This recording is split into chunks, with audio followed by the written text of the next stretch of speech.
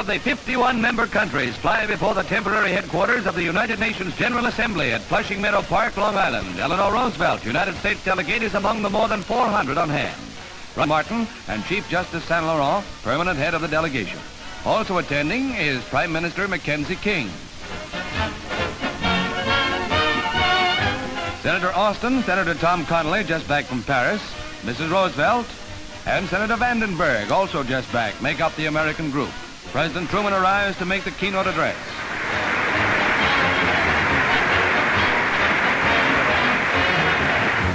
In a forceful speech that drew widespread congratulations, President Truman stressed the desire for peace and emphasized the American resolve to work for world security. On behalf of the government and the people of the United States, I extend a warm and hearty welcome to the delegates who have come here from all parts of the world to represent their countries at this meeting of the General Assembly of the United Nations. Lately, we have all heard talk about the possibility of another world war. Fears have been aroused all over the world. These fears are unwarranted and unjustified.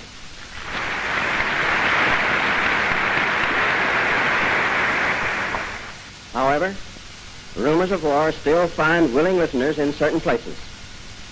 If these rumors are not checked, they are sure to impede world recovery. I have been reading reports from many parts of the world. These reports all agree on one major point. The people of every nation are sick of war. They know its agony and its futility. No responsible government can ignore this universal feeling.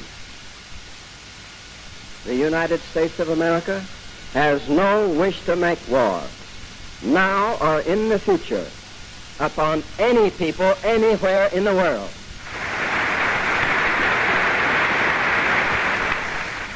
The United States will support the United Nations with all the resources we possess.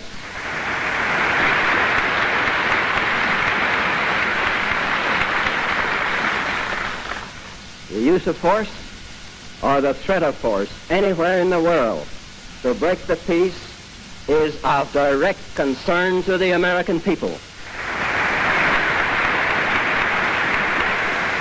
It must be the determined purpose of all of us to see that the United Nations lives and grows in the minds and hearts of all the people. May Almighty God, in His infinite wisdom and mercy, guide and sustain us as we seek to bring peace everlasting to the world.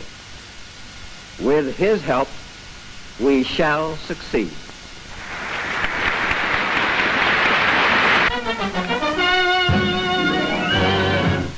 They're the Kitchenette Girls, not because they're...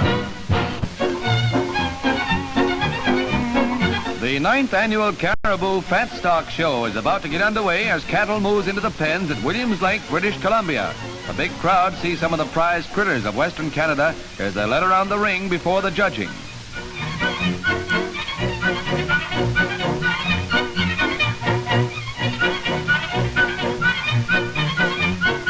One of the highlights of the show are the youthful exhibitors who have some remarkably fine specimens to show, and right cute they are. And one of the proudest of all the youngsters is Phyllis Bambrick, aged 8. Grand prize winner is Court Chieftain, a Hereford bull of the Horsefly Club. He's an aristocrat, all right.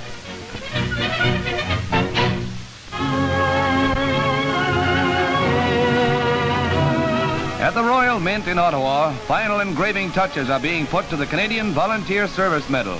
Molten silver is poured into bars, which will be processed into 1 million medals.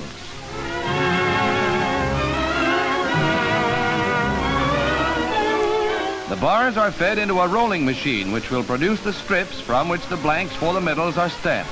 The blanks are fed into the machine, which stamps the face. On this side, all branches of men's and women's services are represented. On the reverse is the Canadian coat of arms. Polishing and buffing follows. A group of veterans inspect each medal for possible flaws. About 2,000 medals are being turned out daily. In the last step, bars and ribbons are attached.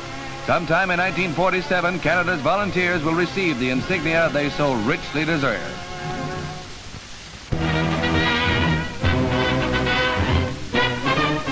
Returning to England after her first peacetime transatlantic crossing, the luxury liner Queen Elizabeth carries a list of celebrities, including Eric Johnston, president of the Motion Picture Association.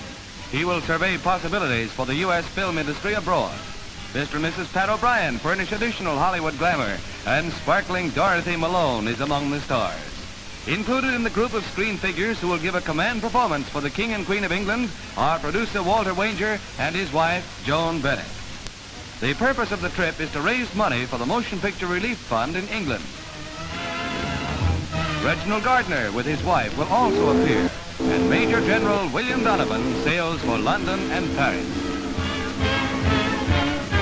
Leaving with his wife is General Mark W. Clark, Commanding General of the U.S. Forces in Austria. A war veteran assumes her peacetime role.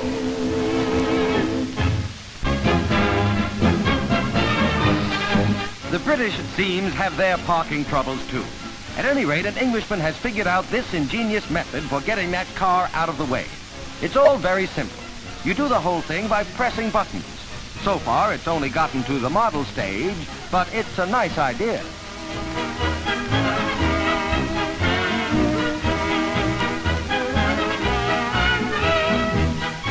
In the U.S., whose problem is a little more pressing, the same general idea is in actual operation. The car elevator can really handle cars, but quickly, as you'll see right now. No traffic congestion here, and it's a whole lot better than getting a ticket.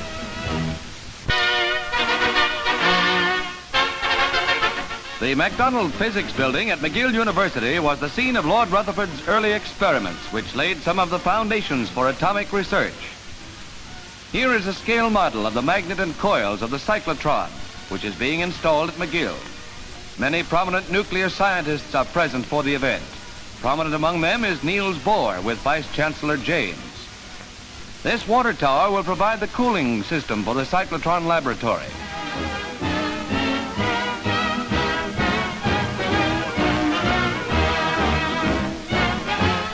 The walls at the base of the tower will be filled with water as a shield.